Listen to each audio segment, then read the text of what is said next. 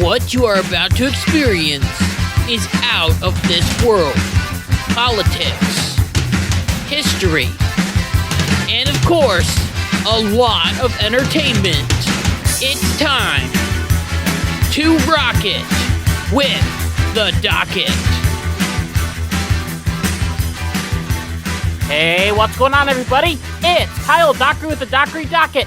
We are here with our very 132nd episode of the Dockery Docket. I'm excited to be here, and I hope that you are excited to be here as well. And if you are excited to be here as well, make sure to go down below, hit the like button, hit the subscribe button, so then you never miss one of my videos. Oh, the 2024 election season is finally starting to heat up, and it is only August of 2023. Now, election season is a lot like the football season for us political gurus. And when it comes to the NFL, each team has their own set of skills. Some are young and exciting like the Detroit Lions, and some might be good or decent, but don't have what it takes to compete with the big guys. This is the same with the 2024 presidential election, as there are many people that are throwing their hats into the ring. But the question is simple. Who in the world are all these people? What do they stand for? What are their positions? Do they have a chance to win the nomination for the Republican Party? Are some just running to be a VP candidate? These are questions that I will try to answer in this episode. As with the next presidential debate coming up next week, which means the very first debate review of the season, you need to know who is in the debates and who is out of the debate. So, are you ready to meet the candidates?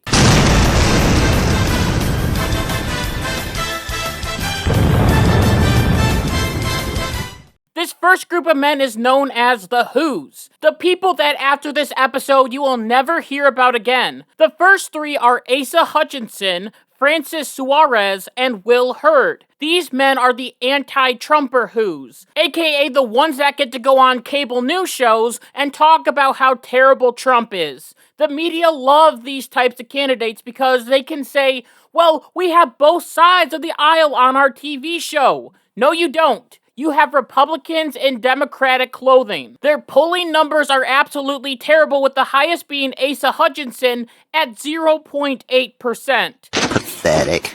They won't be in the presidential debates, and they won't win the nomination. So it is time for them to simply drop out. Then we have the pro-Trump Who's, which is Perry Johnson and Larry Elder. Now, Perry Johnson claims to be like Trump, but without all of the drama. But it looks like he is not like Trump when it comes to appeal, as his poll numbers don't even chart. He also failed to file all of the right paperwork to run for governor in Michigan, so the man is basically a mess. It's time for him to drop out. I have nothing else to say about him. I don't know anything else about him. Now, you may have heard of Larry Elder. He's an international radio host who ran for governor of California, and he was called the black face of white supremacy because the media is full of idiots. I really like Larry Elder, and out of the Who's category, he is one of my favorites. However, he needs to either stick to the radio or run local in California and then maybe build up his political experience and then make a run for the presidency. Because he can fix California. He can really help that state out. It's just not right for him to be in the White House right now, maybe in a couple of years. But anyway, both Perry Johnson and Larry Elder are nowhere close to being in the debates, as they don't meet any of the requirements. It is time for them to drop out. Now it's time to meet the candidates that will be going to the very first Republican debate. They have met all of the requirements to be in the debate, as they have met the donor criteria, they met the polling criteria, and they signed a loyalty pledge, meaning that they will support the eventual nominee of the Republican Party and won't run third party. Some haven't met all of the requirements, so they won't be in the first Republican debate, but we will get to that later. So let's meet the real candidates this time. Now, you might see Doug Burgum and think, why isn't he in the Who's group? I've never heard or seen from this man ever in my entire life, and still he met all the criteria for the first presidential debate. How was he able to do this? Well, by sort of bribing the voters. As on July 10th, he started offering anyone $20 gift cards for any donation. You donate $1, you get a $20 gift card. Looks like free money to me. It's a little sleazy, but it worked. as he is in the debates, but his poll numbers aren't looking good. Maybe this will be his time to shine, but I honestly just don't see it. He was formerly the governor of South Dakota and leans more into the Trump camp as he supported Trump in 2016 and 2020, and he has signed anti-abortion bills and anti-child mutilation bills. And he is also very popular in North Dakota, which is a great thing for him, but it's too bad because all that South Dakota has is 10 people and a cow.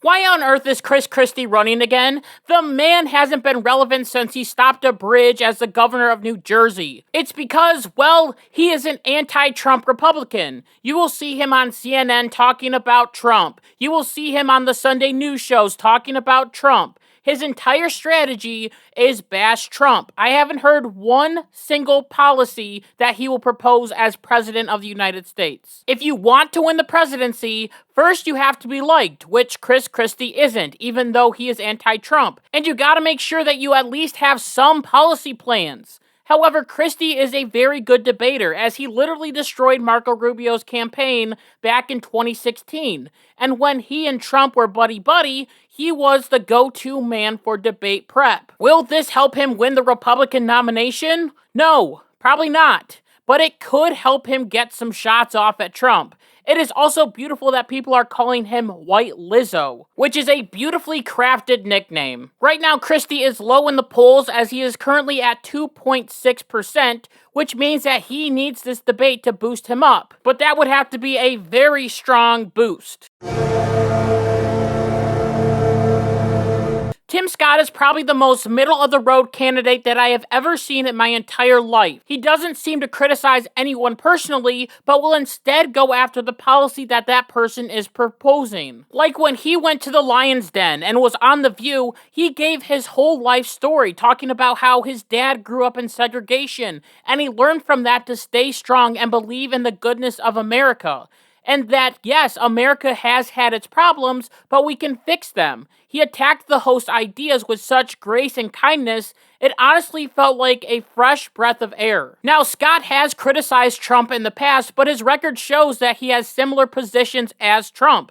And his whole campaign isn't, let me bash Trump or let me support Trump. His whole campaign is a positive message. And I think that's what makes him stand out. He is just a regular guy that has a very unique life story. And as a senator, he has been anti-abortion, anti-illegal immigration, anti-same-sex marriage, and also anti-child mutilation. Right now, I think that Tim Scott has the highest chance to be the VP nominee in 2024. And he better hope for that because this little positive campaign that he is trying to run hasn't really helped his cause, as he is just above Chris Christie at 2.8%. Now, in the past, I thought that Nikki Haley was a rising star in the Republican Party. She was killing it in South Carolina as the governor, and she had high approval. She even worked under President Trump for a short time. The wind was at her back. She was rising, but now her star has seemed to fade a little bit. As in recent weeks, it has come out that she is kind of pro-war, as she recently said that she wants to continue to send support to Ukraine in their battle with Russia. Now, I get that Russia is bad and we don't want Russia to win the war, but it seems that the Republican Party is turning away from its war hawk stance. In the past, Republicans were just like Nikki Haley, claiming we have to take care of our home and also police around the world. Now I think some Republicans are starting to change their tune and say, hey, maybe we shouldn't be in these different wars. Maybe we shouldn't be the world policemen. We learned many mistakes from Afghanistan and Iraq and all of the Middle East situation. I think that she is trying to run for the vice presidency here. She could work well with either Trump or DeSantis,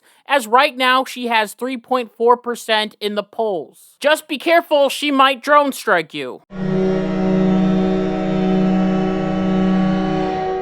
Mike Pence and Nikki Haley are a lot alike, especially when it comes to foreign policy. He wants to make sure that the Ukrainians are armed and loaded with weapons. And in a slip-up and also a little bit of a misunderstanding by the media, it was claimed that Mike Pence said that he didn't have a concern for cities that are crumbling in America, and he cared more about Ukraine. This wasn't true, but the media ran with it. And ever since then, his poll numbers have been stagnant. This comment, even if it was a misunderstanding, hurt Pence because, like I already said, the Republican Party is turning away from this idea of war everywhere. Along with that, the Trump-Pence romance has died, especially after January 6th, as Trump claimed on Twitter, now known as X, that Mike Pence didn't have the courage to overturn the election. And Mike Pence is out there claiming that he didn't have the constitutional authority to do that. Now, I will say that I personally like Mike Pence. I think he is a strong conservative man, and he was a great VP and governor of the state of Indiana. The problem is he is boring. His campaign is like watching paint dry. He doesn't have the same pizzazz as other candidates. However, I will say that he is very good at debating, as I still think he destroyed Kamala Harris in the VP debates, and also Tim Kaine in the 2016 presidential race. Will that be enough to get him back into third place? I don't know, we'll have to see. But this debate is a make or break moment for Mike Pence, as right now he is at 5.2%. Now it is time to dive into our top 3 candidates. These men have the strongest chance to win the Republican nomination. Let's find out who they are.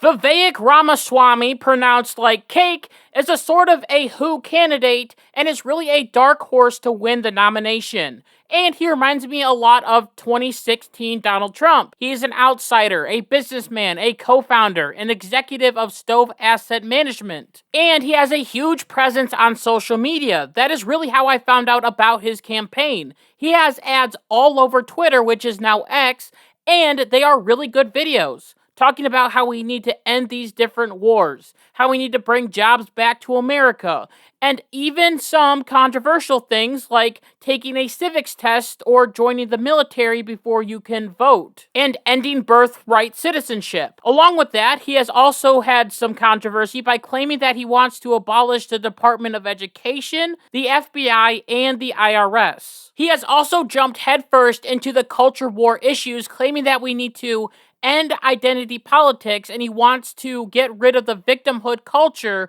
and replace it with a merit-based culture. He wants to get rid of affirmative action and doesn't like critical race theory. The guy has some wild ideas, but he articulates it so well that soon you are agreeing with him. Along with that, he is a breath of fresh air, as he is only 78 years old. Imagine him debating Joe Biden. Joe Biden's over there stumbling, and Vivek Ramaswamy is just running laps around him. He will absolutely destroy him, and I actually want to see that. This debate, I believe, could launch Vivek Ramaswamy into second place. And even Donald Trump has said that he likes Vivek Ramaswamy a lot. There could be a possibility that he could get the VP spot, but we'll just have to find out.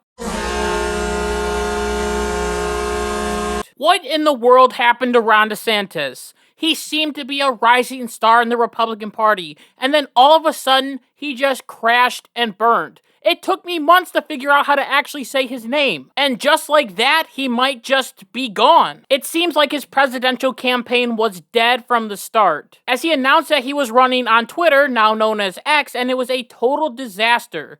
Then he released a campaign video, and he didn't sound excited. He sounded more like a robot. I thought Ron was going to be a Donald Trump without the baggage, but now he is stuck in the middle. Does he go after Donald Trump, or does he just stay in his own lane? Sometimes he will attack Trump, and then other times he will say that he supports him. No wonder Trump called him a disloyal person. In Ron's first election in 2016, he ran as being a Trump Republican, and even made a video of him showing a child a Trump poster. And now he is trying to be anti-Trump and also pro-Trump? It's just confusing. Now, some people like Tim Scott can do this with elegance, but DeSantis just doesn't have it. I think his issue is that he was popular during COVID. Well, now COVID is over. Now he is less aggressive, and he honestly reminds me of a Scott Walker or even a Jeb Bush. Along with that, a lot of younger voters are claiming that he has literally banned the word gay from Florida,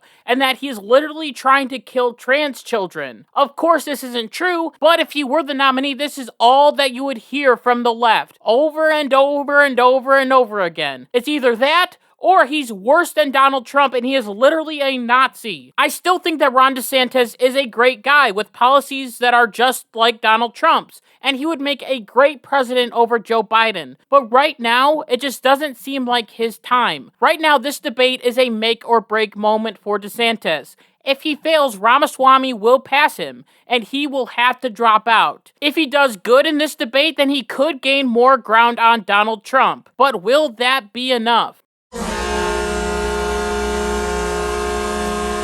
The eventual nominee is, of course, Donald Trump. Right now, Trump is soaring in the polls, as there isn't one poll where he is losing to these different Republicans. However, things can change. It is still very early. And right now, Trump is running a campaign of revenge. I believe he wants to walk into the White House again and just start firing people that have been in the government for years. And I say, do it! And then he will hopefully bring back all the policies that he had before he left, and hopefully that will bring the country back from this economic and inflation issue. However, Trump has to run with excitement like he did in 2016. This may be the last time Trump ever runs, so he has to make it count. Which means if he is the nominee, Republicans have to hit the ground running. I'm talking about harvesting ballots. I'm talking about knocking on everyone's door, making sure that they are voting for Trump, because we have seen that the people in Washington don't want him to run again and would rather see him in jail than in the White House. This is, of course, the biggest problem for Donald Trump. As usually, these different indictments help Trump in the polls, as it shows that he's the victim of the left's attack, which is true. However, these different indictments can be detrimental to Trump's campaign, as right now there is one court claiming that Trump could be a flight risk,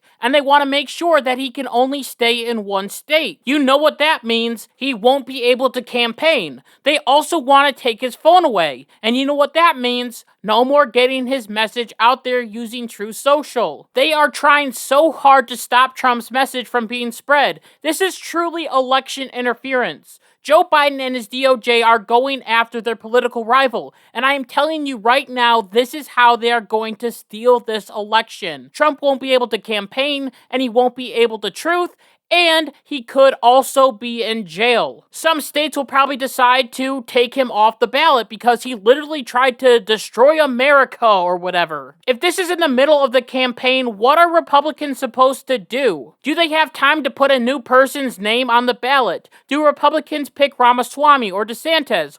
Or do they tell every Republican to write Trump's name, which they could do, but then what if someone writes Trump and it is all smudged and they won't count that vote? What if someone writes Trump instead of Donald Trump and the vote isn't counted? And if they do pick another candidate, then it could lead to a split ticket. And if they do the whole write in Trump's name, more than likely Trump will lose. It is basically a lose-lose situation and a win-win situation for the Democrats. And the Democrats will be out in the streets celebrating because they saved democracy by doing one of the most undemocratic things that you can do: arresting and barring a political rival from running in an election. How else do you think that dictators win 99% of the vote? It's 100% stupid. Going back to the debate, Trump has claimed that he won't participate in the first Republican debate because he believes that he is too far ahead in the lead. However, he did say that he would be watching to see who he could pick for VP. Along with that, Trump did not sign the pledge that claimed that he would support the eventual Republican nominee. So with Trump out, this means that these lesser candidates